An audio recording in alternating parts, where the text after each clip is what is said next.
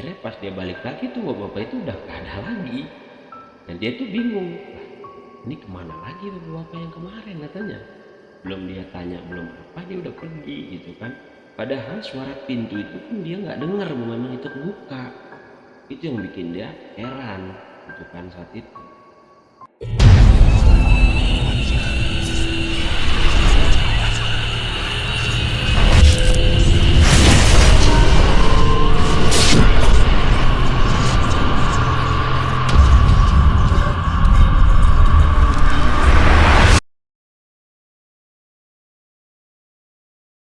Cerita kali ini tentang ruko angker yang konon katanya bekas pesugihan. Kejadiannya pada tahun 2023. Teman gua sebut saja Ilham. Dia baru buka usaha barbershop di lokasi daerah Bogor. Sebelumnya memang dia di Bekasi, cuma dia pindah daerah Bogor. Karena memang di lokasi di sana katanya udah mulai sepi, makanya dia coba buka di daerah Bogor. Nah, waktu itu dia bercerita ke gua bahwa memang dia menempati ruko baru. Ruko itu kata ownernya tuh sebelumnya tempat makan. Nah, tempat makan itu menyewa selama 2 tahun lah. Nah, setelah tempat makan itu pindah, teman gua yang menyewanya. Memang berselang sekitaran 2 bulan lah. Tempat makan itu pindah, baru teman gua yang menyewanya. Waktu itu serah terima kuncinya memang di rumah owner. Itu memang ownernya udah bilang ke teman gua bahwa memang itu udah dibersihin sebelumnya dari pas pindah tempat makan itu. Nah, besokannya, lusanya, temen gue datang berniat untuk bersih-bersih. Nah, pertama kali dia buka pintu ininya, rolling doornya itu, dia masuk. Gak lama dia masuk, dia tuh ke kamar mandi. Nah, ternyata ada dekat kamar mandi tuh ada mangkuk ayam yang putih, tapi mangkuknya kecil. Itu tuh berisi nasi, tapi masih panas. Sebenarnya ada 2 mangkuk gitu, tapi beda tempat. Mangkuk yang satu berisi nasi yang panas, dan mangkuk yang satu lagi itu berisi telur. Telur rebus yang memang udah dikupas. Gitu. Melihat hal itu pun temen gue jadi heran. Akhirnya temen gue pun menelpon ownernya, menanyakan, "Pak, kok ini ada mangkuk yang berisi nasi panas? Mangkuknya kecil, cuma ada 2 mangkuk, cuma yang satu berisi telur, ada 2 biji. Kayak yang udah direbus, tapi udah dikupas." Ownernya pun juga bingung. Katanya gak pernah diapa-apain lagi semenjak tempat yang lama itu pindah. Karena katanya udah dibersihin dan ownernya pun mengecek gak ada apa-apa di situ gitu. Setelah dia memberitahukannya ke owner, akhirnya ya udah dia nggak berpikiran macam-macam. Dia buang tuh mangkok yang berisi nasi panas dan juga mangkok yang berisi telur 2 biji.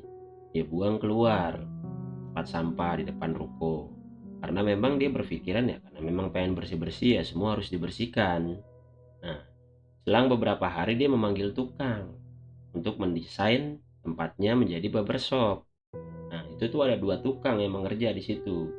Gitu. Akhirnya karena memang tukang itu tuh nginep juga di situ. Itu selama 2 hari pekerjaan. Memang nggak terjadi apa-apa sih karena teman gue juga pun mendampinginya dan tidur pun di situ juga. Akhirnya semua pekerjaan selesai di ruko itu. Nah, besokannya dia bukalah barbershopnya untuk pertama kali. Memang ada 3 atau 4 orang yang datang hari itu. Besoknya udah tidak ada lagi yang datang katanya. Udah sepi tuh. Pernah kejadian kata dia waktu itu malam-malam. Dia mau nutup, itu kejadiannya waktu itu jam 10 malam. Dia mau nutup tokonya, tiba-tiba ada datang bapak-bapak menggunakan pakaian rapi, kemeja, celana panjang, itu rapi. Cuma dia nggak bawa kendaraan, jalan kaki. Ditanyalah sama bapak-bapak itu, "Masih buka nggak?" Temen gue jawab, "Ya, masih pak. Nah, ada pelanggan ya udah." Akhirnya dilayani. Nah, gak lama itu bapak-bapak disuruh duduk. Duduk dulu. Nah, temen gue tuh mengambil kayak tutupan yang buat cukur itu tuh, kain yang panjang itu ke dalam. Gak lama dia keluar, tiba-tiba bapak-bapak itu udah gak ada.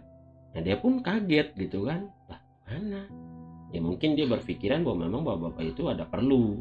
Makanya buru-buru pergi dan juga mungkin ada janji. Temen gue gak berpikiran macam-macam saat itu. Jadi normal-normal aja lah dia pikir. Gitu. Tapi kejadian itu tuh sama seperti halnya sebelumnya.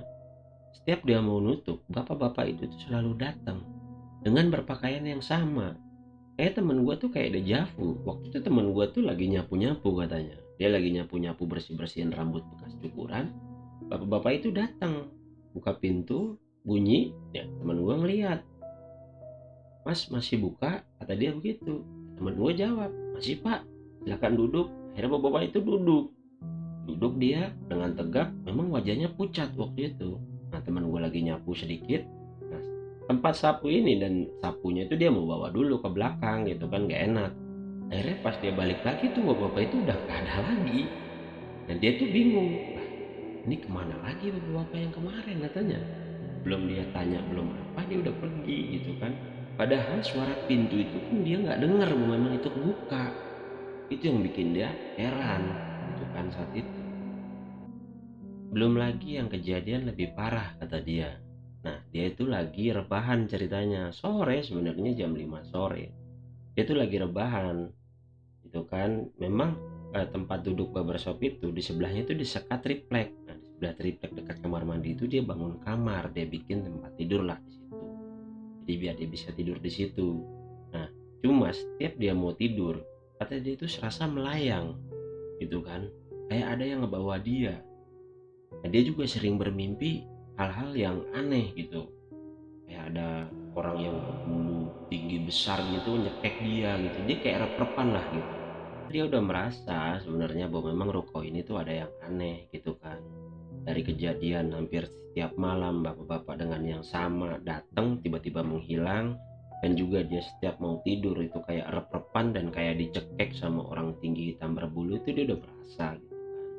Akhirnya dia nelpon tuh owner, memang mau menanyakan tempat makan yang sebelumnya ditempati ruko ini tuh pindahnya kemana. Dia mau tahu sih sebenarnya, cuma dia nggak bilang ke ownernya. Cuma dia bilang ke gue bahwa memang ya mau cari tempat pemilik makan sebelumnya di tempat itu tuh. Dia mau bilang bahwa memang tolong dibawalah pegangannya, memang pesugihannya yang masih tersisa di situ, karena itu berdampak tempatnya dia, usahanya dia tuh jadi jelek gitu. Makanya ya dia mau tahu di mana itu tempat makan yang sebelumnya dia tempat itu pindah. Akhirnya karena dia nggak dapet tempat makan yang sebelumnya itu pindah kemana, ya udah dia datang ke orang tuanya dia bahwa memang dia pengen selamatan lah di rukonya itu, karena memang belum diselamatin waktu itu. Dia kejar tayang lah karena memang baru pindah, dia butuh pendapatan lebih. Hanya dia bilang sama orang tuanya mau selamatin tokonya dia, toko barbershopnya dia, untuk bisa pembersihan lah niatnya gitu kan. Akhirnya dia ngundang tuh beberapa RT dan juga ustadz setempat di situ untuk mengaji gitu, untuk pembersihan lah. Semenjak saat itu sih memang udah nggak ada lagi tuh gangguan-gangguan gitu. Cuma ya hal-hal kecil kayak tangisan atau memang itu sih buat dia nggak jadi masalah lah gitu kan, asal nggak mengganggu usahanya dia kayak gitu. Karena memang semenjak di ngajiin ya pelanggan dia lumayan lah dia bilang gitu kan. Cuma gangguan-gangguan itu tetap ada, nggak sepenuhnya berkurang sih, tetap ada, cuma nggak mengganggu usahanya. Karena sebelum di ngajiin pun itu parah kata dia, nggak ada sama sekali yang datang, bahkan sehari cuma satu, kadang dua ya, kadang tiap malam bapak-bapak yang dia bilang misterius itu tuh hadir terus.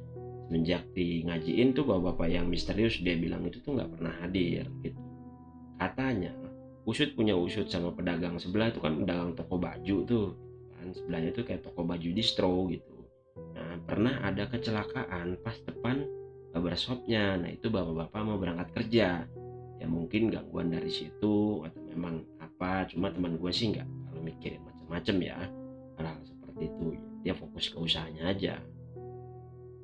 Itulah ceritanya.